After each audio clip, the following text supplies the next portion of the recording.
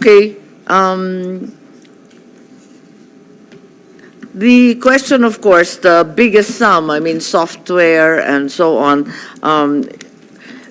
is much less than the amount given by COMELEC, 22.904 billion for the preparatory national and local elections, more than twice the 10.291 billion allocated in 2021 for what was in 2022 a presidential election. This is 10.526 billion higher than 2018, which was a midterm election and should have been comparable. The difference is being attributed primarily to the 19.8 billion for the rent lease of new machines to automate May 2025. Can you explain further about this rent lease arrangement and the TOR that was issued by the COMELEC recently? Thank you very much, Madam Chair. There was really such a great difference between the proposed 2024 budget PNLE and the 2021 proposed budget for the 2022 elections. Firstly, in 2021, Madam Chair, in 2021, Madam Chair, the COMELEC asked for 23 billion peso budget preparatory for the 2022 election, but was given only almost 11 billion pesos. At that time, the COMELEC has in its possession the 97,000 machines operational. So yung po binili ng COMELEC in 2016. Yun din po yung ginamit ng 2019. And then yun na po yung nagamit din ng 2022. Ang gusto sana po ng COMELEC sa 2022 elections, Madam Chair, ay mag-list ng mga bagong 107,000 machines.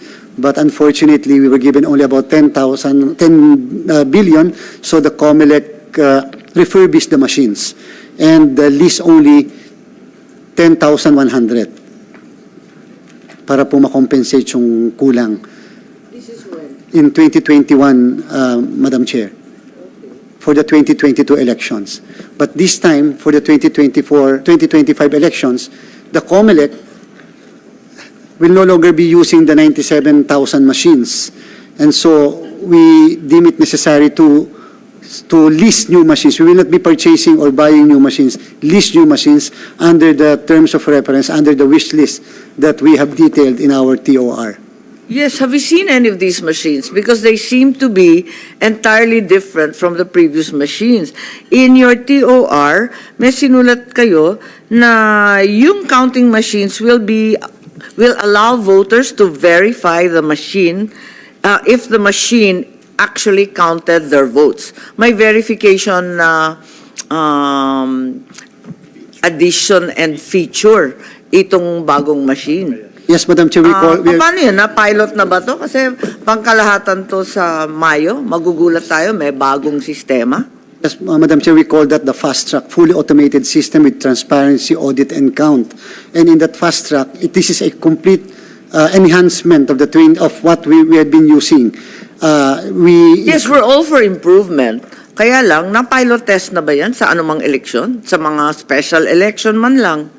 Or other when we conducted, Your Honors, Madam Chair, the market survey, there were 4 companies saying that they can customize that kind of machine. Of course, at this point, that had not been tested in other. But for example, Madam Chair, bala kayo mag-test niyan?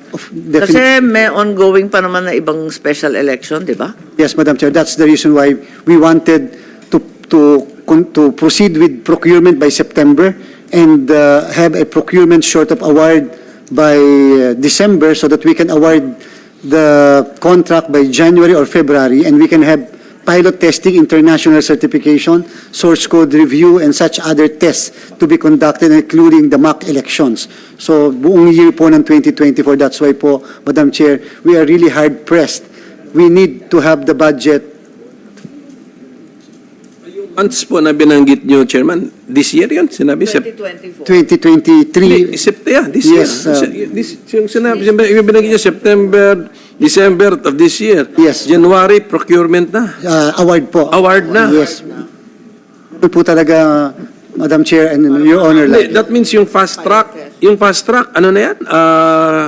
Marami ng commercially available na fast track, yung sinabi nyo? There were With all four- of those features? Yes, there were 4 companies who were actually saying when we conducted the market survey that they even propose the budget for the fast track. Like, for example, if I may, with your kind permission, the features, a 13-inch screen, so that when the voter will vote, they will see for themselves the ballot image, the back and forth of the ballot images. These are the machines that were demonstrated and exhibited at the summit, no? Some of the machines, well, the features were actually there in the. Yes. They were shown to us, they were displayed, and it was quite exciting to watch because the voter can very easily verify his vote as counted. Yes, Madam Chair. In fact, there will be 2 features of the machine, the DRE, the direct recording electronics, and the OMR, because we intend to use the DRE for overseas voting because hindi naman po sila ganun kadami. Para po sa atin naman, we'll be using the OMR still, either the shading or yung tinatatak na lang po. It depends on the contractor. Kasi po, binandel po namin, Madam Chair, not unlike yung previous, binandel po namin yung contract, meaning the software, the hardware, and the other collaterals, binandel po namin. But except transmission. Transmission, separate contract po. Dati po kasi kasama ang transmission. Madam Chair, with your permission. DRE for overseas because hindi sila ganun kadami. Yun pang narinig ko kay Chairman. But as far as the machine servicing the precinct or the voters, mas marami yata sa overseas kaysa sa local. Kasi sa domestic, 800 ba yung guidance natin? Tapos sa abroad, may nakita ko dito sa report nila, General Rio, 1,000 perfect daw 1,000 voters, 1,000 ang bumoto. So, malaki yung 1,000. But with your kind permission, Madam Chair, Your Honor, ang voting population po natin noong 2022, overseas voting was only 1.697 million. Oh, total. Oh, but on a per machine basis, But this year, for the election of 2020, because of the reduced budget, Madam Chair, Your Honor, that was given to the Commission in the NEP, we will reduce the number of precincts from 128,000 projected to only 110,000 para po makatipid. Kasi nga po yun lang muna bigay ilan sa po amin. yung mga ilang voters na yun 1,000. sa domestic po yan, 1,000. Yes. Okay, sa overseas, Sa overseas, Madam Chair, Your Honors, meron po kasi kaming nire-request na tinanggal din po yung pong internet voting. hindi, wag na po yun. Kasi pumasok lang ako dun sa, pinapasukan ko po yung statement nyo, Mr. Chairman, na palagay nyo mas nababagay si DRE sa overseas dahil mas kukonte ang botante. Yes, Madam. Pero sa botante sa total, pero yung siniserbisyuhan ng makina is the so-called clustered precinct, right? Yes. Even sa overseas, clustered precinct ang tawag natin doon, right? Oh, and how did we, what is our design for the clustered precinct sa overseas? 1,000 voters? Yes, 1,000 voters, Mr. What is our design for the domestic clustered precinct? 800 in 2021. Yeah nga, so 22. mas konti actually. But the problem, From the point of view of the machine, tama. So by is DRE now, bakit mo sinasabi na DRE is better sa overseas dahil mas konti? Mr. Chair, if I may be able to explain, pag DRE po, so touchscreen technology, there is only one machine. One machine. Kung meron po dito sa Pilipinas, the strategy of voters in several precincts is that magtatagal po sila doon sa touchscreen. Hindi po katulad sa OMR, pwede pong 10 botante at sabay-sabay, tapos ihuhulog po yung balota. Doon po, sa DRE, isa-isa po silang pupunta sa machine, like po ATM machines. And therefore, they will have to, pwede po magtagal ng mga ilang minutes. Hindi mo pwede pong paalisin ka agad yun. And that's why po, dahil hindi naman po sila ganun kadami, kahit po 1,000 sila. So doon, total po, 1 month po ang voting sa overseas. 1,000, 1 week, 1 month po Hindi sa dami. It's the period of voting nila. That's right. It's 30 days. Yes, Madam That's Chair. why nasagot yung dami. Because in trickles ang ang anticipation. I mean, I think that is the correct answer. Okay. Yes, okay. So, we'll, Plano pa lang. So mamaya, pasukan pa natin mamaya yung plano. yeah, plano pa lang. That's correct. Social media itong tinitira palagi sa Yes. pero mga Okay. How do we guarantee a level playing field for the presumed 4 potential suppliers of the new counting machines? Kasi nakita nga natin dun sa summit, ang dami-dami naka-display, pero baka naman mauwi na naman sa dati. Madam Chair, Your Honor, May makakapasok kayang iba. just like the problem in the past, the GPPB requirement of a 50% single largest contract. Single largest contract and then 2 previous electoral exercises. Yes, Madam, we already wrote a letter to GPPB. And the Pero GPPB, GPPB has said time and again that it's not ironclad and that there are exceptions. Madam Chair, we wrote them a letter and then they wrote back and they said they are willing to give leeway to the commission election. They are asking us to Yun propose. din ang sabi informally, verbally, during several meetings in the past. So anong tingin nyo, what will happen? Can other entrants be entertained? Yes, Madam Chair, we propose a 30%, we said that instead of 50% of the single largest, it should be 30% already and pwede pong 2 projects and basta po yung isang project is at least 15%. Naghihintay lang po kami ng response ng GPPB doon sa proposal po namin. Projects, some of 2 projects at saka provided one is 15%. equal to 15%. That's right, Madam So Chair. parang nagtatawaran kayo ng GPPB so far. But yes, Madam Chair, and that's why if Pero they're GPPB, open to discussion. At least, kayo nang sabi, hindi naman daw ironclad, dapat ipaliwanag kasi nag-exempt rin naman daw sila sa ibang bagay. yes, Madam Chair, they are so open and so in the event that GPPB will allow us, we can proceed already with the procurement. Paano yung isa pang requirement na 2 previous electoral exercises Then in that case, Madam Chair, we will just ask also the GPPB. na nasa because- batas din di Yes, ba? Madam Chair. Yung 2 previous, o paano yun? No, well, our interpretation, Madam Chair, is so long as we stick with the single largest, Oo. and then yung 2 previous electoral exercise na nagamit po, ang sabi naman po ng batas, and even if we are to look at the debates of of Congress, Oh. it means nagamit yung system. Nagamit yung system kahit hindi rito sa Pilipinas, kahit sa abroad o kung saan man, basta yung sistema tested and proven twice over. Yes, Parang Madam ganun, Chair. ano? Whether OMR or DRE. So maliwanag sa atin yon. Yes, Madam Chair. So hindi na naka-tailor fit sa isang supplier. Klaro po ba? Yes, Madam Chair, we can guarantee you, Madam Chair, we released our TOR, we gave Citizens Arm, we gave all other civil society copies of our TOR. Until today, there was not a single complaint or opposition to the TOR because it's not tailor-fitted in favor of anybody. Chairman, Madam Chair pala, Mr. Chairman, OMR versus DRE, anong mas mahal? DRE, Madam Chair, Your Honor. Okay, so wala yatang point na gawin mo pang special sa overseas. Kasi kung si OMR, 1 voting day, kakayanin si 800. All the more, si 1,000 na spread over 30 days. So what's the point? Bakit naisip nyo ibahin pa yung machine sa overseas? That's why, Madam Chair, Your Honor, that's why we studied the law on 10850, which is our overseas voting, and we are actually now proposing to use internet voting. So in case, yun po yung pinopointer ko kanina. Well, okay na yun. For convenience of the voter na siguro nasa isip nyo yun. But the OMR or DRE requires the personal appearance of the voter before the machine. Bakit, yun muna yung bakit in-entertain pa ninyong ibahin si overseas and ang machine na ipapalit ninyo ay mas mahal pa? Bakit naisip pa yun? Because we would like also to test the DRE feature of a machine, Madam Chair, Your Honor. Kasi po, nangyari na po sa atin in 1998. Ginawa po natin, nagkaroon tayo ng election sa Maguindanao using DRE. And it was proven to be to be faster than OMR. So, kung sakasakali po kasi, and there is a debate now in...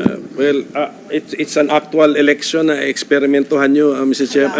I mean, siguro mga experiment should be in studies or election sa university, gamitin nyo siguro. But in an actual election, we are experimenting. Hindi ko po magets, but I hope, because of the tight fiscal space, kung mas mura si OMR, economies of scale, same order, gano'n. So why not use it na rin sa overseas? Unless it's an entirely different system like internet voting. Pero siyempre, didebatehin pa natin yan kasi ako, yung legal basis ang aking concern po dyan. Basta yun lang po, Mr. Chairman. Kasi, and then how much will it, na-project na ninyo, how many DRE machines for overseas voting, that if you got OMR machines, magkano sana ang nabawas? Madam Chair, Your Honor, yun po yung same machine with the same two features. So we will be needing 110,000 instead of 128. So yun po yung same machine na gagamitin natin. Machine is capability niya is OMR DRE. Yes, So Madam Chair. we are going to pay for a feature na hindi natin gagamitin in the domestic scene, tama? We will disable the DRE feature of that machine and bet we are paying for it, tama? We will be using that, Madam Chair, Your Honor, during the conduct of the plebiscites or special election. Well, but not for the NLE na pinag-uusapan Yes, natin. that's true. Kinakargahan nyo na ng features. As if naman yung mga plebiscite or mga referendum ay hindi rin maservisyuhan ng OMR. Pwede din, di ba? Papel lang, yes or no lang nyo isi-say doon, di ba? Imbis na pangalan, yes or no. Bakit kinakargahan natin ng overloaded features at mapapamahal ang makina natin? At the same time, when we have a tight fiscal space, bakit? Yes, Your Honor, because of one of the features, of course, is the scanning of the ballots.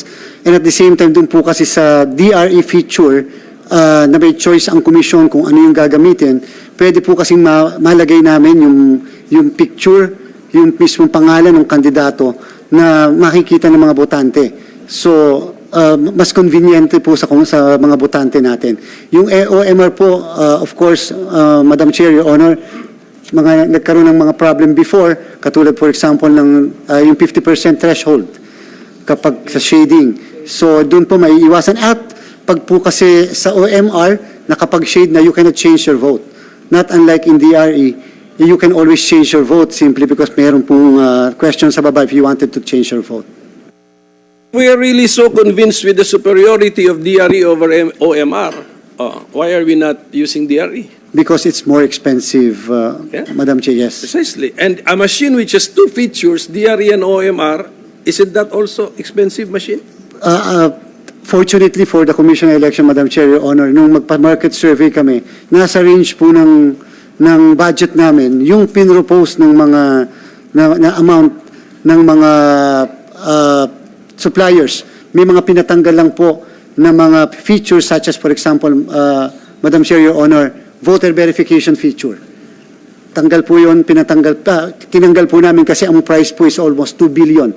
Why should we allow voter verification when we cannot find, for example, or the machine will not be able to find the fingerprint of the voter? Papapasukin din po namin sa presinto, sa loob, para tingnan yung EDCBL, Election Day Computerized Voters List. Pag naandun, makakaboto rin. So, tinanggal po namin yung 2 billion pesos na yon. Isa pa po, yung blockchain technology.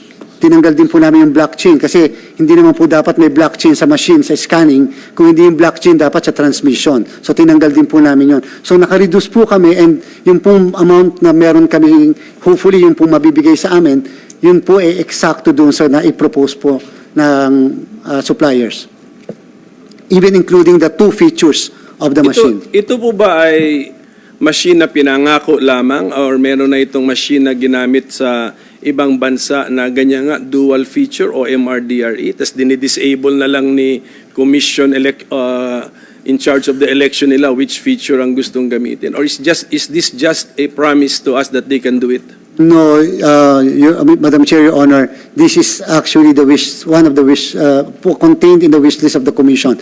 We have no information yet that the two features are being used in a single country. Have we seen a machine nga? Have we seen a machine used in another country na dual features ang ginamit ng kanilang election commission and then meron na sigurong switch na OMR, DRE? Meron bang ganun? May During bansa? during the election summit, National Election Summit, Madam Chair, Your Honor, during sa exhibit po, there were at least two companies na nagpakita po ng ganong klaseng feature. And in fact po, maganda dahil yung mismong sa DRE, piniprint na ng machine yung balota, including the picture of the candidate that was voted, so that the voter will be able to verify if indeed the machine had accepted and counted the votes of the voters using as basis yung DRE po.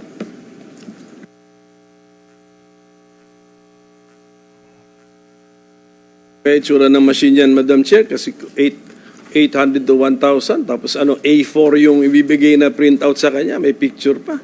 I mean, more than one ream of bond paper ang nasa loob ng machine. I mean, Madam Chair, medyo pag-isipan natin mabuti ito, Madam Chair, kasi may DRE na, may printing feature pa. I mean, I don't know, sa Amerika may mga DRE sila doon, but I do not think they print out an A4 or a short bond paper and give it to the voter, Madam Chair. Ngayon lang ako nakita ang ganyang kombinasyon.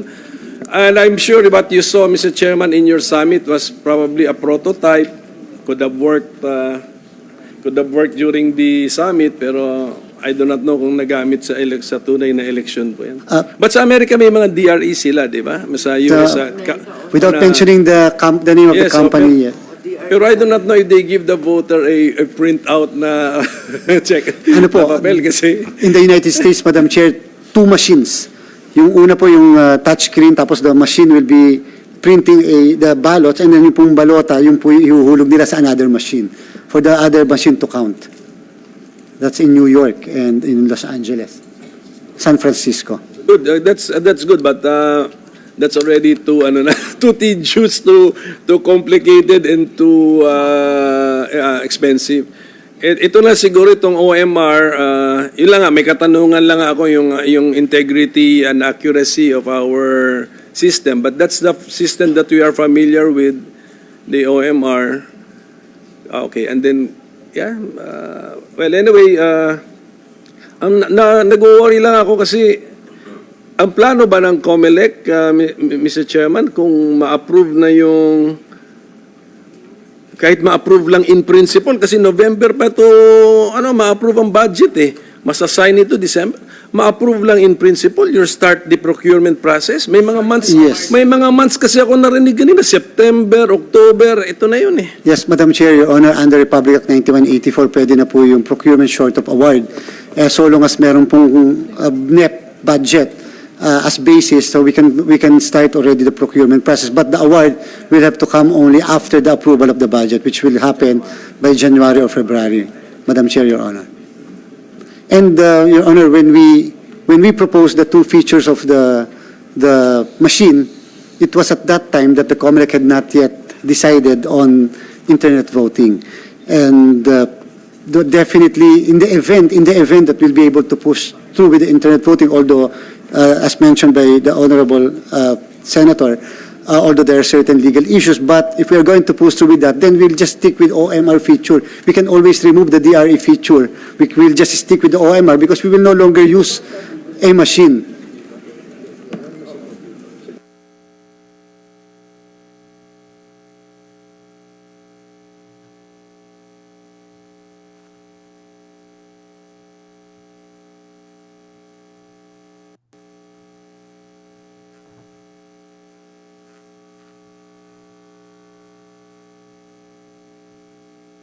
Teka muna, kasi kung lalagay niyo yung picture nung kandidato, alam ko na kung sino number one sa senatorial. Itong ating chairperson sa beauty pa lang, wala nang tatalo dyan. Another unfair advantage yata, Mr. Chairman, na may litrato. Alam, mga babae. Kayo talaga. Sige, are there any, if there's further information, perhaps you can break it down, pati yung planned timeline para maintindihan namin. At saka yung intention throughout 2024 na magpa-pilot test, tapos susubukan ninyo sa iba't ibang lugar, and all these other things that you intended, tapos magre-review, magmamock election, di ba? That's supposed to occur all throughout 2024. Siguro you could give us a little bit of a scenario there. Madam Chair, and, if I may, likewise, yung pong features nung amin, aside from those mentioned earlier po, 200 millimeters per second, yung scanning feature niya. Dati po kasi 70 lang po tayo sa dating machines. 200 millimeters per second, number one, mas mabilis po ito. Tapos may automatic correction feature po siya. Nagkamali yung botante sa paghulog ng balota, halimbawa po mali, i-correct po niya automatically ng machine. Pagkatapos po, at the end of the voting, counting and transmission of the results, the machine will be sending not only to the municipal board of canvass or city board, will be sending to the citizens' arm, the two citizens' arms, the KBP, and the majority party and the minority party. Automatic po. Dati po, sa simula 2010, wala po tayong ganon. Pero Chairman, natumbok mo yung isa pang problema na talagang maingay, talagang umuusok sa social media. Tungkol sa alleged transmission of results coming from a private IP address, a single IP address. Please explain, kasi nabanggit na rin ninyo yung transmission. Paano maiiwasan itong mga alegasyon na kung saan-saan napunta yung transmission bago na uwi sa COMELEC? Yes, Madam Chair. Why were there 20,300 single IP or single gateway? Gateway, yes, Madam Chair. That's single gateway po, 192.168xxx. The reason is because, Madam Chair, sometime by March of 2022, when the election was May, they found out po, Madam Chair, Your Honor, that the COMELEC then found out, together with the NAMFREL, PPCRB, and other citizens' arm, na sira na po kasi yung modems ng 2016 pa po kasi yung modems ng COMELEC, yung mga modems transmitting the result. So yung iba po doon hindi na gumagana. Yung original findings po, Madam Chair, ay 5,700 yung sira. Nung pong tinetest pa, yung pong sinusubukan yung lahat ng machines, by March, they found out additional 15,700 na sira na modem. So yung pong isa sa mga telcos, specifically ang Globe, nag-advise po sila na kung bibili ang COMELEC ng mga modems, ang gamitin po 4G instead of 3G. 3G lang po kasi in 2016 eh. So sabi nila 4G because they are now going towards 4G technology at that time. So the COMELEC po procured, ito po yung nasa atin lahat yung mga modems na ito, nasa Santa Rosa warehouse. The COMELEC procured 4G modems, and unfortunately, yung pong IP address ay 192.168, lahat yung 20,300. Yan po yung na-distribute sa NCR, sa Cavite, Laguna, and Rizal. Ngayon po, ang katanungan. So sinasabi ninyo na totoo na transmission of results came from a single private IP address? Totoo yun? Dun po sa 20,300 precincts na yon, Madam Chair, Your Honor. Yes, Minority Leader, please. And it's a private address. Private IP address. Ang tawag doon sa 192.168.0.2. You call that a private IP address? That's a single gateway. Yeah, but that's a private IP address. Yeah, That's if that is, yes. Okay. Ano bang ating, when we say we will transmit, the machines transmit, don't they use the internet? They use the internet, right? No, Your Honor. They use the internet. The transmission by the machines by the transmit, they use the internet. using the telco. No, I don't, with your kind permission, I don't think they use the internet. Hindi, kasi matagal na natin pinag-usapan yung if you can be hacked or what, sabi, ang sagot ninyo sa amin eh, anyway, split second lang kayo online eh. You're online, split second. Yan ang point. You use the internet. The machines, when they transmit, do they pass through the internet? Yan lang yung tanong ko po. Mr. Chair, no, Your Honor. Madam Chair, no. Kasi Commissioner Celis will, sige, can you laymanize nga no answer para maintindihan po namin. At saka marami rin nakikinig sa atin, pati even the trio is watching us siguro. Sige. That's right. The existing technology that we're using is IP version 4 or Internet Protocol version 4. That's right. So the internet's involved. So the internet protocol does not use the internet. It's the Internet Protocol. Okay. So when you Ang sinasabi lang ni Chair na hindi ginamit, it's a different explanation. Ano? But we're using the Internet Protocol version 4. And ang pinaka-latest na technology ngayon is IPv6. Kaya very, very limited yung IPv4. Ang maganda sana mangyari dyan in the future, magamit natin yung mas maraming internet Okay, address. balik lang natin sa 2022 election. Basta yun lang po sa 2022 election. Yes. Okay, so kasi meron tayong mga printed diagrams as di ba? I mean, mga diagrams with the end-to-end transmission path, precinct level, we have the machines, they will transmit 3 times. Tama ba? Yeah, that's the plan, di ba? Per machine will transmit 3 times. 4 times. 4 times na. So, They will try. i-ano ko muna yung 3 times ko na alam ko yung old law siguro to the municipal canvassing system, transmit. Tama ba? Mali. It will be transmitted to the telco exchange. Telco And exchange. the telco exchange will be the one to transmit it to the municipal board of canvassers. And then? to the transparency server. And also. then, And to COMELEC and to Congress. And the central server. okay, so from the point of view of the machine, tingnan lang natin sa machine. Point of view of the machine, it will only transmit once. Yes. Yung gusto mo sabihin. And then if the SIM card of the machine is smart, it will transmit to smart.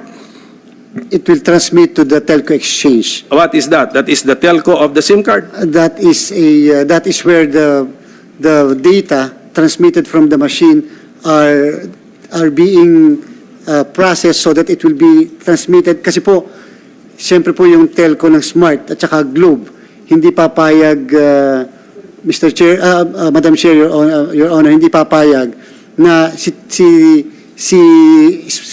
Globe ang magpa-process. Kinakailangan magpa-process noon ay isang independent integrator. So, yung po integrator, yung po ay Integrator. Integrator po. Okay, that integrator, we call that anong technical name natin if we are to chart what happened in 2022, what will we call that integrator? Telco exchange. Telco exchange. Yes, So that telco exchange can receive transmissions from modems which are using Smart, Globe, or Dito SIM cards. Tatanggapin ni telco exchange.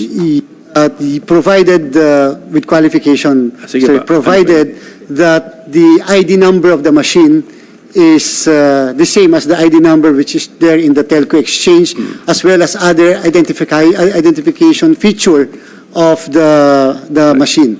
Okay, which are data or information only known to COMELEC, and then of course therefore the telco exchange was with your blessing.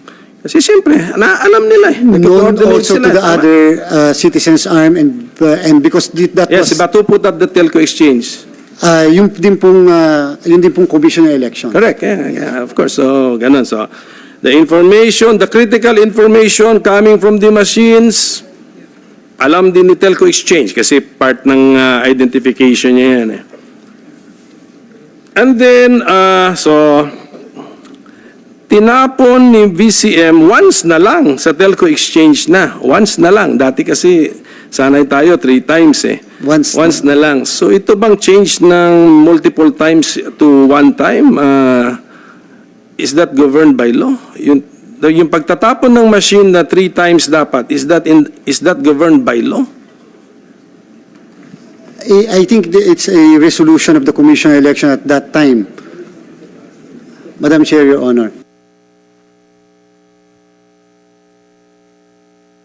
Basta ganun na nangyari. Kasi alam ko ganun 3 times yan tinatapon. So ngayon once na lang itatapon. And the responsibility of the telco exchange is once na acceptable yung transmission from the machine, because the transmission also identifies the machine as a proper machine, the telco exchange will now transmit it To the 3 pro- times. To the proper destination. 3 times? How many times? Bale, kasi wala pang nakatanggap ng Once resulta. only- Actually, wala yes. pang nakatanggap ng resulta. It's only the telco exchange.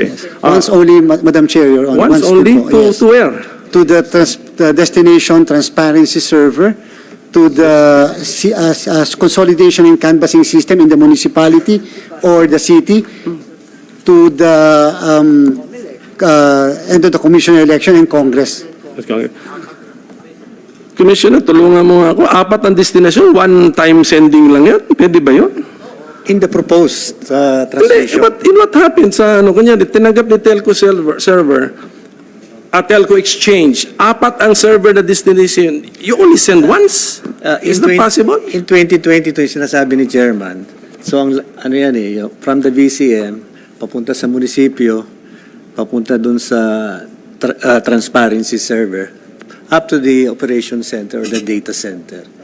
So, ang proposal namin for 2022, tatanggalin na namin yung transparency server, direction na doon sa municipality, punta doon sa sinasabi ni Chairman, doon sa KBP, sa minority, sa majority, sa citizens arm. 2025 yan. 2025. 2025, okay. May proposal yan, okay. Anyway, hindi pa naman commissioner si Commissioner Celis ng 2022, di ba? So hindi, tama po, no? You are not yet part of the COMELEC, so okay na po. So ganun, Chairman, I mean, telco sends 1 signal May for router, destinations. Paano yun? may router po kasi, Router. dati po kasi wala namang router, Madam Chair. Where is the router after the telco exchange? Where is it? What is it? What is that router? Nasa telco exchange, Madam Chair, Your Honor. Kaya, even if there's a router, the router only sends 1 or sends 4 times? Sends to all, sends Yeah, to, 4 yes. times. If there are 4 servers, Yes, you have to yes. send 4 times. Tama ba? Ewan ko, mahirap bumalik ulit sa college, mag-aaral ulit ng computer science dito. Okay, so there was a telco exchange. Was that announced before the election? That you will put up the telco exchange? Kasi kami yung mga familiar sa Yes. election, alam namin si machine, multiple, kasi Yes. meron kasi issue noon para malaman ng mga kababayan natin. Nakasend si machine ng isa. Then nawawala ngayon ng signal. Ang problema ngayon sila to send the second, the third, the second and the third. Noon, nangyari yan noon. I think this is factual statement noon ba? So siguro, using your imagination, sabi nyo, isang sending na lang si machine, pero sa telco exchange. But don't tell me si telco exchange, pat sa destination ay isa na lang din ang send niya, multiple times din siguro. Yes, Ano? yes. I mean, yeah. help us, Chairman, para maintindihan natin. Yes, but of course, yung pong tinanong niyo po kanina, Madam Chair, Your Honor, yung telco exchange was not known by not everybody, but the technical people, including the citizens. Yes, Madam Chair, Your Honor, because that was revealed even during the source code review, the local source code review. Yes. There will be a telco exchange that the machines will be sending one file to the telco exchange via the internet. Tama? Via the internet. Meaning to say, the VCM machines had each a public IP address. Tama ba yun? Private IP address. Private ang sa VCM? Yes, So pagpadala nila sa telco VPN, exchange, yes. private IP address, meaning to say they formed a private network? because that is a special dedicated IP address specifically created by the telcos for the commission elections, for the purpose of the transmission of the results during that election, Madam Chair, Your Honor. Yeah, Sige ba, sige. Senator Coco, Habang is that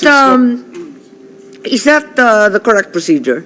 That there should be a private IP address? Tama ba yung ganun? Yes. Dahil yan ang mainit sa social media. Yes, Bakit Madam parang Chair. may sekreto na personal na IP address? Yes, Madam Chair, and that's the practice simply because in order to secure the transmission of the results. If you're going to use the public IP address, then that's very, very dangerous, Madam Chair, Your Honor. In the past, election sa atin, public IP address yung ginamit nila, di ba? EPN, private. Yung naghahanap sila ng signal, private IP address pa rin ang identifier ng... Yes, yes, Madam Chair. Yes, that's provided also by the telcos. So the telcos, different telcos ang kausap natin. When they provided the private IP addresses of the machines, coincidental, they chose the 190, coincidental by accident? Because at that Because time, there are, I've been informed by some, there are 17 million possible private IP addresses. And then, yeah, coincidental, all three telcos assigned one particular IP address to almost all of the machines. only to the 20,300 Yeah, machines. precisely. Yes, because the 4G technology at that time were using that IP address. And that's that IP address was determined by the manufacturer of the modem? Yes, yes, ma'am. That's by the telecommunications. Parang that's Sure. by the telco. By the telco. telcos. Okay. Kaya nga, so balik ako sa first question ko. By coincidence, all three telcos assigned 20,000 machines the same IP address, private IP address, although there are 17 million available private IP addresses possible. Ganun ba? The 20,300 was provided by one telco company because that telco company was the one in charge of that particular area, NCR and the other nearby provinces. So it was provided for by that particular company and yun din po yung nabigay niya na IP address. Yan pala, one. Okay, may sagot. One. What telco company yan? Globe. So one. Okay, one IP address ng telco. And then, so now, nung pinasa na ni Telco Exchange sa servers yung receive results niya, which IP address will reflect sa server if you look at the server? Isn't it the Telco Exchange's private IP address? May sarili din private IP address yun, di ba? Kasi The IP address already of the SIM At saka yung precinct number, yung jurisdiction, precinct number. and then SIM. such other features such as the precinct number as well as the city and municipality. hindi kasi yung raw files yata nanggaling sa ating transparency server . Yun yung doon nila na trace back. Doon nila na trace back si one private IP address. And since no touch si vote counting machine sa transparency server, hindi siya dumiretso doon . Si Telco Exchange ang dumiretso.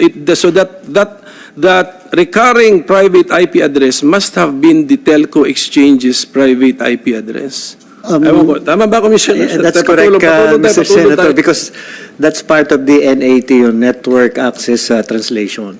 So, that is being assigned by the telcos. May kanya-kanyang designation. But the reason why, Mr. Chair, Madam Chair, they found out of that 192.16 was because we provided them with the transmission logs. We provided the transmission logs as requested. Okay naman yun, because of the... we will commend most of the people in COMELEC kasi nga they posted the raw files for the people to know. Kahit ako naman makita ko yun, hindi ko maintindihan. But there are some knowledgeable Filipinos nung nakita nila, inanalyze nila, at yun po nga yung nakita nila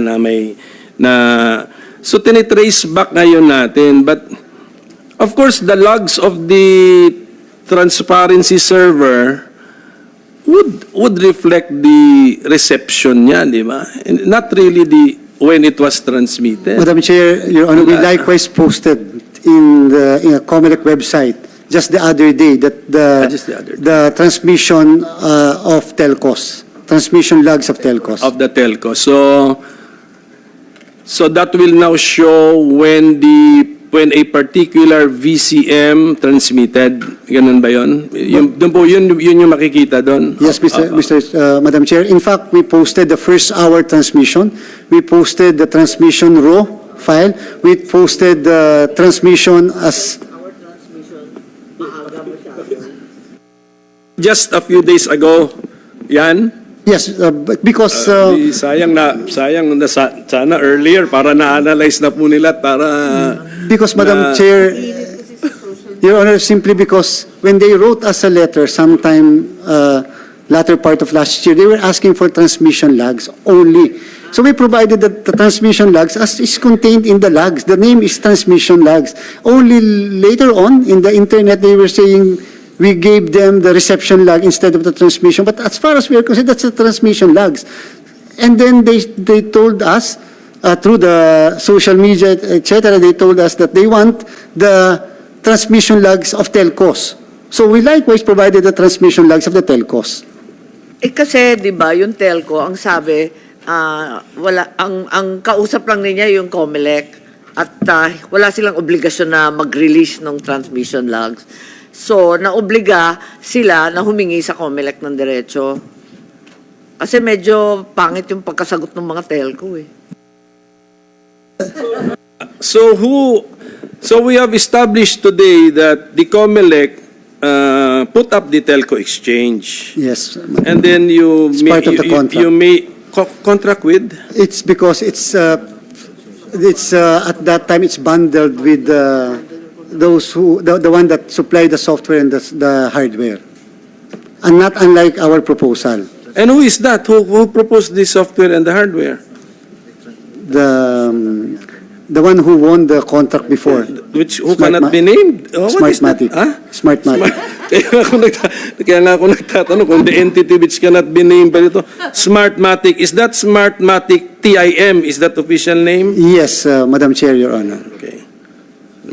Okay, so part of your contract, pero kayong COMELEC sandali, kayong COMELEC, you could see na kung surplusage siya or not needed, di ba? I mean, you control the election, di ba? That's why, in our proposal, that's why, under the present leadership, Madam Chair, Your Honor, definitely the transmission will have to be unbundled with the software and the hardware, and it should be the COMELEC will be the one to operate the telco exchange. Binandil na, tas kasama na si telco exchange, and, okay, so, Pero the telcos have a responsibility also. okay, pagpasok nyo as Commissioner Chairman, ano na yun, ano? Signed na yung kontratang yun, ano? Which I So- entered the commission March. So, signed na yun, ano? Ano na tayo ron? There was nothing you could do to innovation of contract? That time, Madam Chair, Your Honor, 2 months na lang po, election na po eh. Pero salo lang ito eh. Sasalo lang ito ng ano eh. Sasalo lang ito ng transmission actually. And then, di ba, naging issue na yung mga meet me room, which is like man in the middle, gano'n. Hindi ba kayo kinabahan na maakusa rin kayo that there is again another man in the middle entity, Mr. Chairman?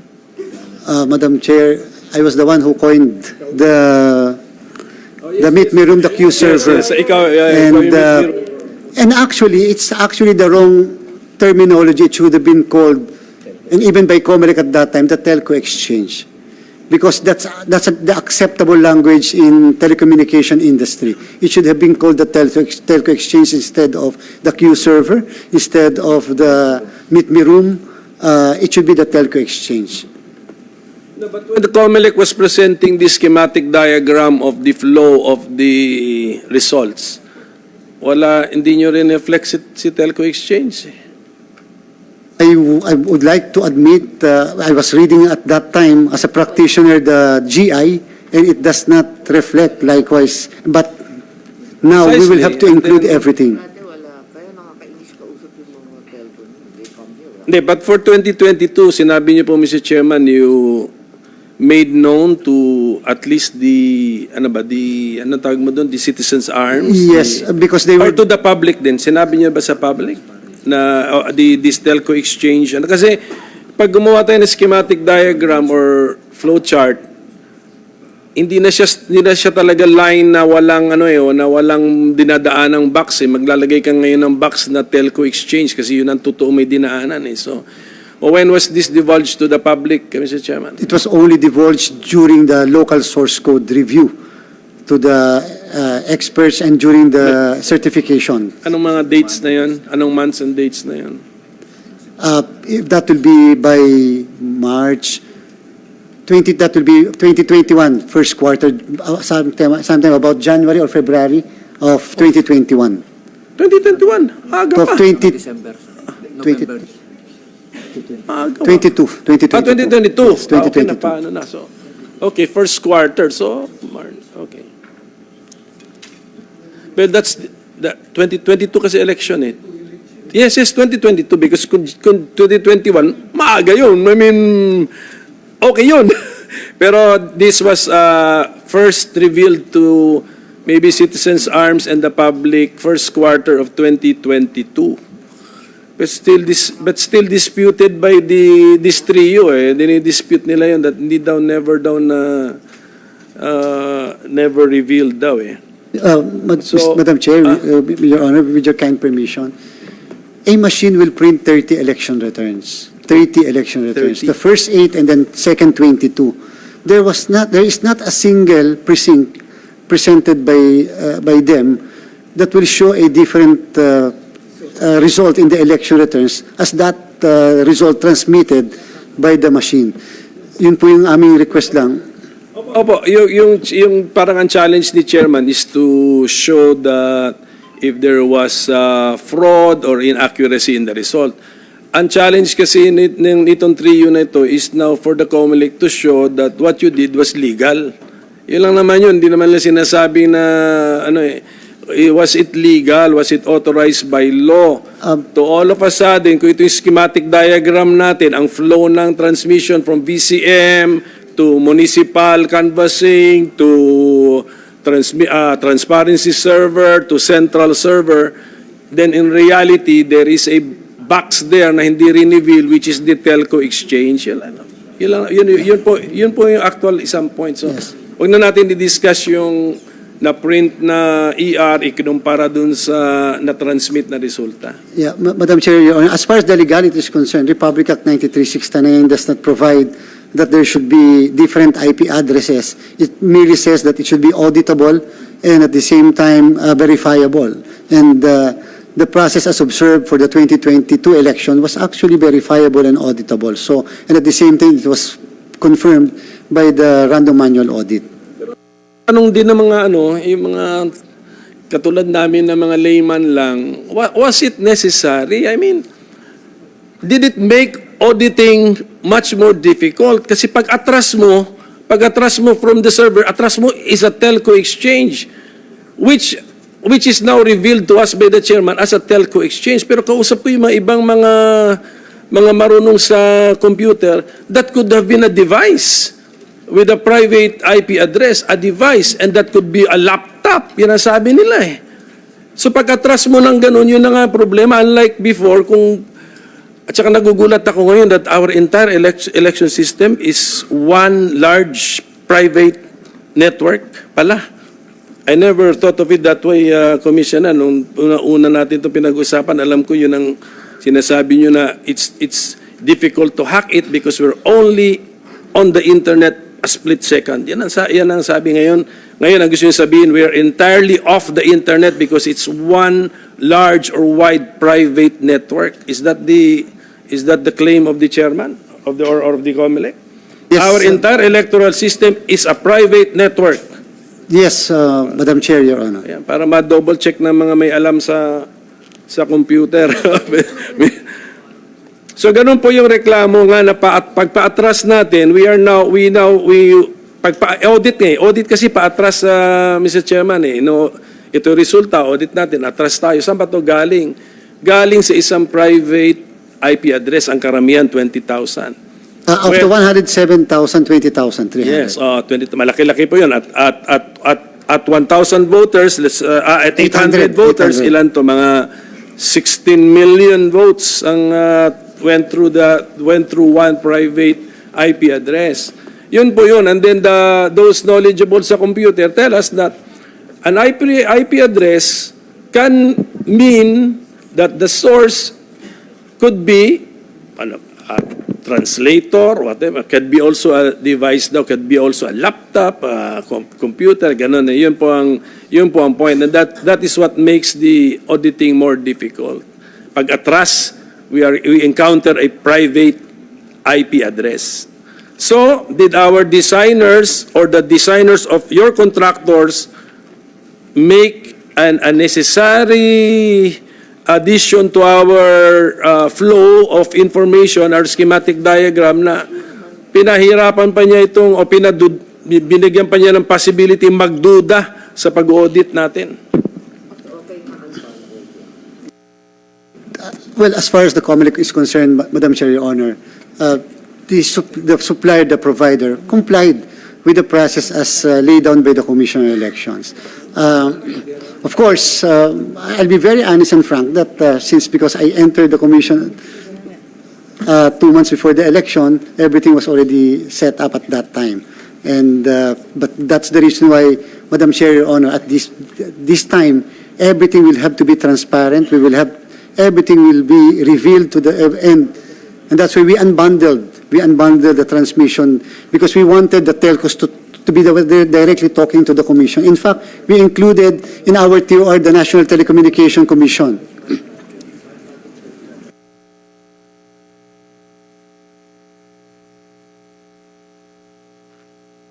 Unbundling is parang you will be pursuing the unbundling. Yes, and we wanted that whenever whoever will operate the telco exchange, the COMELEC people will be there, and we will be a nominal party in all the contracts to be entered with telcos, and at the same time there will be a backup of the COMELEC and backup by the DICT. We wanted to include the DICT. Just one more point on auditing, Madam Chair, if possible. Sige, from the transmission server, from the transparency server kasi and the central server, paatras tayo, the results were transmitted by the telco exchange. Can the telco exchange be audited na paatras? And there's data there or information there which will now lead back to the particular VCM which transmitted? Yes, it can be audited, Madam Chair, and Because what would be seen in the telco exchange? The public IP address of the sending VCM or the private IP address of the sending VCM? the private IP address of the sending VCM. Pare-parehas din yun. And, of course, the ID number of the machines and those with BI signatures that can also be found there. In the telco exchange? Yes, Madam Chair. Okay, so there's a file, merong file doon. Wala pong results na makikita, yung lang pong... May file doon which will trace us back to the machine. Okay. Yes, Madam Chair. To the particular machine. Okay, so subject to ano pa to, Madam Chair, subject to consultation with more knowledgeable people kung ano man yung nalabas natin na information dito. But going back to the budget, preparatory for the 2025 elections, you are asking now for 22B, parang ganun yata, 22.9? Yes, Madam Chair. 22.9. So, meaning to say, this is part of the cost of the 2025 NLE. Wala siguro, wala namang BSKE rin sa 22, no? Wala po. Wala, sige, so, okay. 22.9, yes, total locally funded projects. More or less, kasi halos lahat naman ito, preparatory for the NLE, 22.903534. Ngayon, for the year 2025, sa actual election year na yan, how much would you still be needing? So that we will get an idea on how much our NLEs cost nowadays. And this is a non-presidential NLE pa. Well, presumably you're not buying 110,000 We're new just leasing machines. the machines. Pero pero hindi ano lang to ma'am partial lang ito, hingi pa yan sila sa next year's budget process, hingi sila for the NLE For of the 2025. 2025, correct. I will add it to the 22.9 eh. No, but the excuse for the 10 billion over increase is because of the procurement of so many new machines, di ba? Well, Yes, lease. part of the cost of our election. Yes. I'm Kasi trying to bago eh. I'm trying to Investment find out the total cost para malaman ng taong bayan of us having a national and local election in a computerized manner. Ano na yung kargado nating cost sa non-presidential pa itong example natin? Magkano po lalabas? More or less 20 to 21 billion, Madam Chair. More for the 2025 elections. Pero Hindi, sinasabi, ang total ba? Total. Kunyari, we will give you, for example, 22.9 billion for... Plus 20 to 21 billion Pa. for the 2025 elections. Oh, hindi, pero itong 22.9 is really for the NLE. For the 2024 only. Hindi pa po kasama, Madam Chair, Your Honor, ang 2025. Oh, nga, but these are expenses related to the 2025 NLE. Kaya nga, part of the cost of the 2025. So, for next year, pag makita ulit tayo sa budget process, you will be asking 21 billion. 21 billion. More or less. So, more or less, 43 to 44 billion pesos na po ang cost ng ating kada NLE. That is right, Madam Chair, Your Honor. At 71 million voters. At 71 million voters. Okay, tama.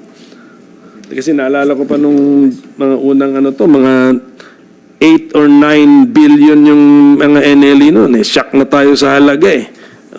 Ngayon, 44 billion.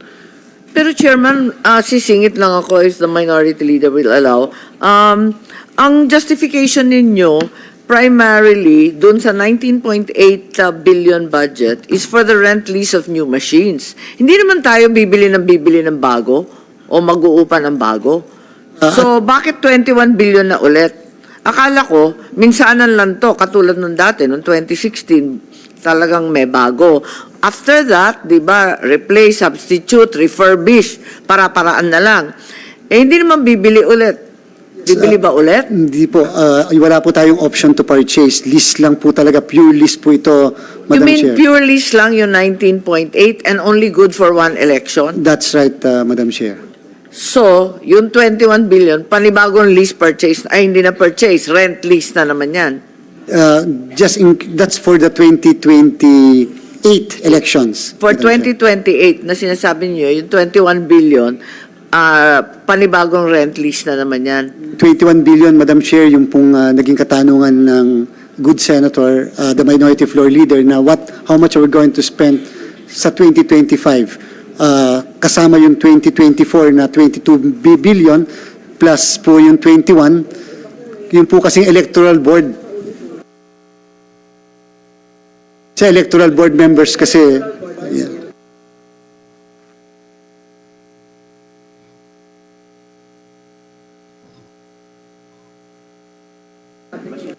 We put on record the rental or lease amount for the Ang nakalista sa akin, 119 19.8. ba? more or less 20 billion. 20 is that for the rental? Yeah, no? Yes. rental, hindi tao eh. Hindi overtime or... Hindi, ito yung hinihingi nila, but next year nga sa next budget cycle, humihingi na sila for the gastos na for the Yes. people na yan eh. So Ito yung preparatory for- pa lang eh. Ito po Yun yung preparatory. actual So personnel ulitin natin Chairman. So we will just rent how many machines? 110,000 machines based on the recommended budget. And then the government's the agency's estimate is for renting 110,000 machines 19.8 19.8 billion. billion. Yes, Madam Chair. Your Honor. Because we will get the purse natin ganon. O ano bang sa collective or institutional memory na lang ng COMELEC? Was it better to have bought it outright or mas maganda talaga itong lease lamang? List lang po, Madam Chair, Your Honor, simply because pag binili niyo po, like what happened in 2016, number one, you will have to maintain. Number two, mabuti po sana kung yung machine ay pwede ma-upgrade. What if it's not upgradable? Number three, yung warehousing po. Yung natipid niyo po doon sa pagbili mo, mas mahal pa po yung na-warehouse nyo at saka yung maintenance. So better talaga mag-lease so that there will be new technologies bawat election. Kung mag-election po tayo sa 25, 3 years ang difference, so masyadong madami na pong bago sa market. Tama po ba itong computation ko? 180,000 ang lease natin? Kasi po nakabundle po. 155 po yung machine, 155,000 yung machine po. Plus yung printing ng balota, pati po yung mga indelible ink, pati po yung opo. Akala ko ba... 22 po.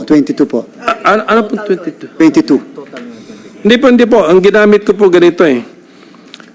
19.8 billion, para klaro, kasi marami talaga nanonood sa atin eh. Marami nga nang-detect sa akin na follow-up question sa IP address eh. Hindi ko na naintindihan. Hindi ko na matanong. 19.8 billion pesos ang hinihingi ng Machines. COMELEC plan at bakit? Kasi ipapambayad ninyo sa pagrenta ng 110,000 machines.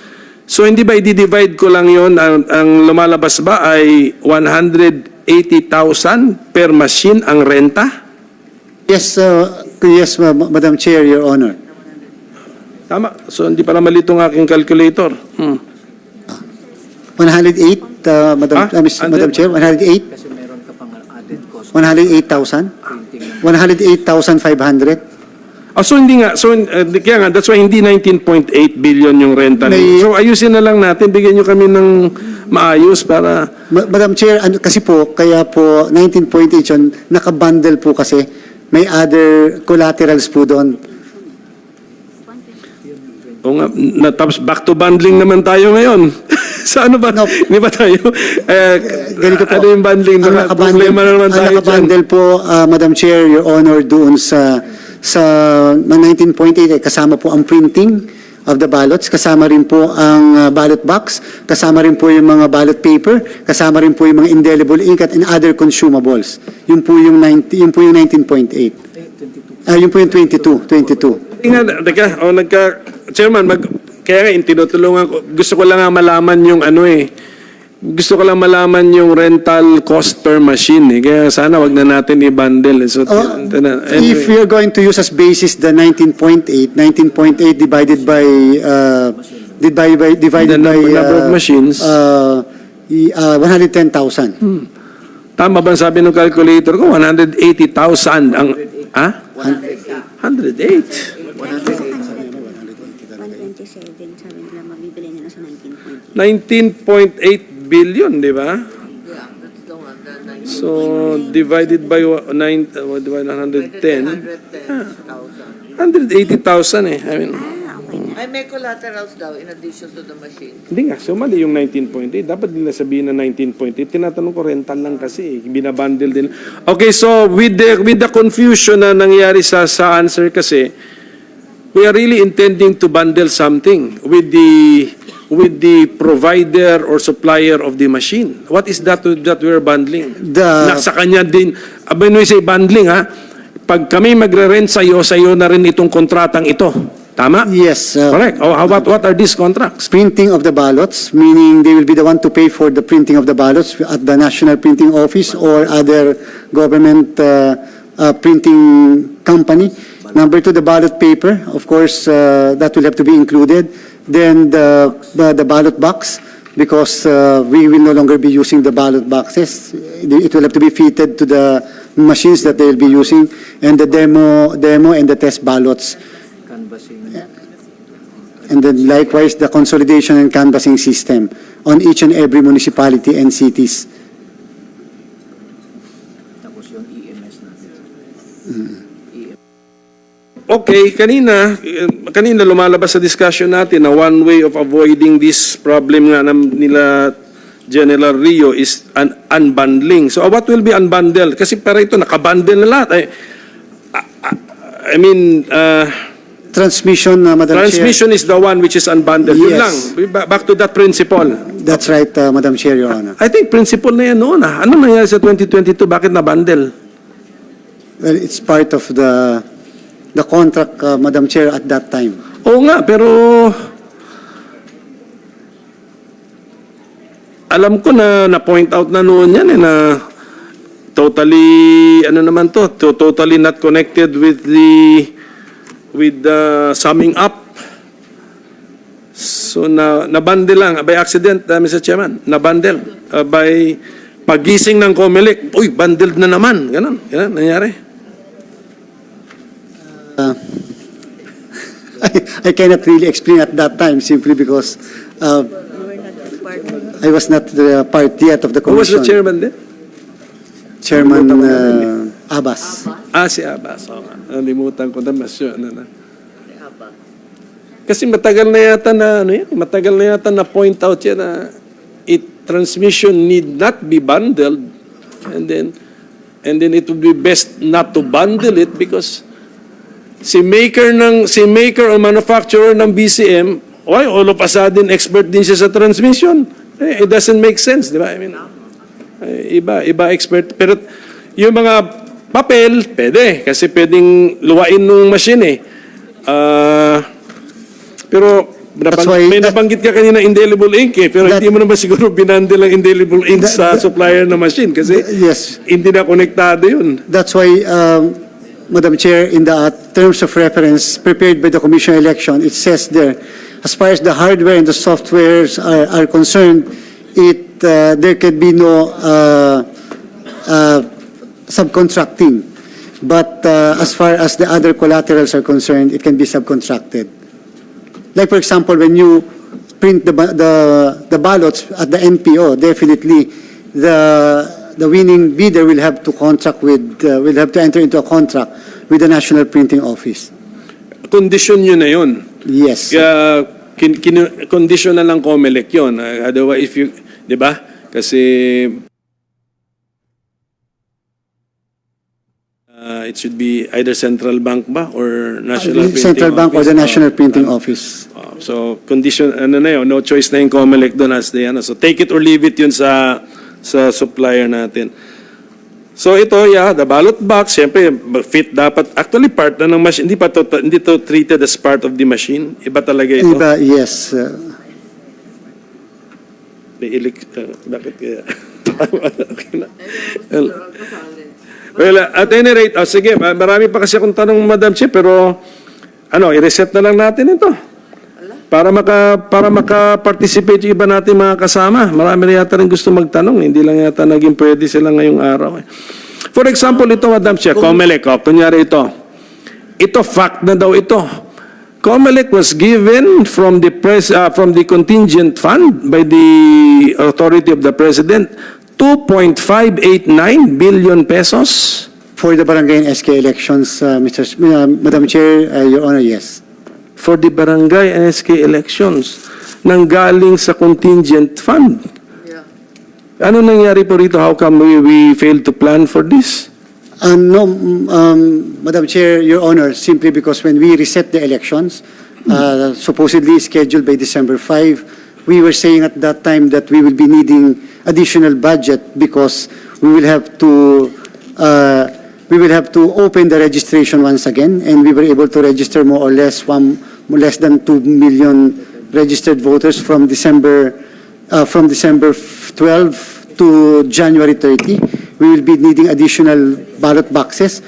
We in fact ordered additional ballot boxes. Yes, hindi ba ang Supreme Court ruling naman is that invalid yung law resetting, but even if bumalik tayo sa original law, the BSKE would have fallen in year 2024 pa rin. 2025. 3 years term of office, Madam Chair, Your Honor. Hindi nga kasi extended na itong mga to di ba? Yun I mean, Yeah. yes, so 2022. So when we were processing your budget, COMELEC's budget last year, we did not put any amount for the BSKE of 2024? E of 2024, no, because it's part of the continuing appropriation. Continuing appropriation, we were given 8.441 billion. Continuing appropriation, Madam Chair, Your Honor. Continuing from 22. ang sabi namin doon yun nakunin. Yes. Oh, ba't ang ending pumingi pa rin kayo ng 2.5 billion? Kasi po na-reset po, Madam Chair, Your Honor. Diba po, dapat nga December 5, 2022, nag-registration po kami.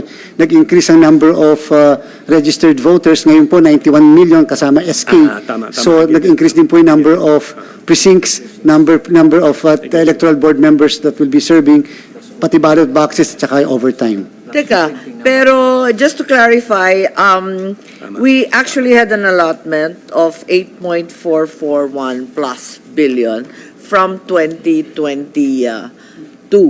So this is a continuing appropriation, I believe that you're referring to, and an additional 2.58 billion was granted. Di po ba? Yes, Parang Madam ganon. Chair. Yun yung So, total. meaning to say, when we add the two amounts, that would be the total cost of holding the BSKE. For October 30, 2020, Ito 23. na, nalapit na. So, iano na lang natin, i-round off natin, mga 11 to 12 billion is the BSKE. Yes, Madam Chair. Okay, but when I looked at your, sige, anyway, pwede pa naman sa plenary na magtanong ng iba nating kasama. When I looked at your, parang, ano bang tawag dito sa table na to? Table of appropriations ninyo, you have unused appropriations, 7 billion. That's Ano po yun? That's the unobligated po dahil sa mga teachers. Yung pasesweldo, pabibigyan namin ng honoraria. That's almost 7 billion by election pa po. October 30. Ito ba'y utang na or future expense pa? Future pa po dahil... For the BSKE? Yes. So if we add that to the 11 to 12... Yun na po, kasama na po yun. That's This is the part balance of the 8. Yes. Bumaba na si 8. Yes. Okay. Akala ko Yung iba addition. napunta sa papel and so on. Okay. So, naintindihan na natin. So, the unused appropriations na carry over for this year, 7 billion, came from the 8 billion before, and then this will now be used for the BSKE, especially for paying the, ano ba tawag na The natin? doon sa- honorarium for the electoral board members. Electoral board Yes. members ang tawag And the dun training sa- of the electoral board Apo, members. Okay, and then the release from the contingent fund of 2.5 would be for what? For the increase that we gave to the electoral board members, supposedly they were to accept only 6,000 and 5,000. We gave them 10,000 and 9,000 in view of the removal of the tax exemption because of the veto of the tax exemption. At the same time, there was an increase in registration, and therefore it resulted to the increase in the number of precincts. Now for the purpose of the barangay and SK election, we will have 202,000 precincts. Nagdagdagan po tayo dahil nadagdagan po ng botante, and dagdag din po na electoral board members, and likewise we procured additional ballot boxes kasi po yung present ballot boxes namin na yellow, kulang na po. We procured more or less 22,000 ballot boxes, and such other such other costs such as the deployment costs and training and overtime of our employees. Basta po yung release po from the contingent fund of 2.589 billion, ang allowable expenditures lamang dyan, ma-charge dyan, would be connected with the BSKE. Yes, definitely. 2023. Yeah, 2023. Sige pa, okay. Okay, so thank you for that clarification kasi. And then, ang problema, Madam Chair, maraming COA observations kasi na dapat na I may be able i-confront to- din natin ng Comelec Yes. kasi ang Sabi dami. nila meron Ang na dami. rin silang mga na-settle sa COA sa ibang observations. I think the large ones are the unliquidated cash advances of over 2 billion, failure to enforce collections on long-standing receivables, napakadaming cash advance issues. Out of the 82 audit recommendations of COA, nasa 28 pa lang ang implemented sa listahan ko, 54 unimplemented. Have we improved that status so far? Yes, Madam Chair, definitely. Well, as far as the unliquidated cash advances Ayan, of, sabi ko sa'yo, may iba pa talaga magtatanong eh. Yes, As far as the we recognize Senator Francis Tolentino. Yes, Chairman, please. Na-improve na ba yan yung mga 82 audit recommendation pagkara-irai eh? as far as the unliquidated cash advances are concerned, Madam Chair, when the present leadership came into the commission, it was 7 billion. And then by January, it's 2 billion. Presently, it's 404 million pesos. Teka, iba-ibang cash advance to ah. May cash advance na dati pa, unliquidated. Tapos may cash advance na mga 5.985 billion.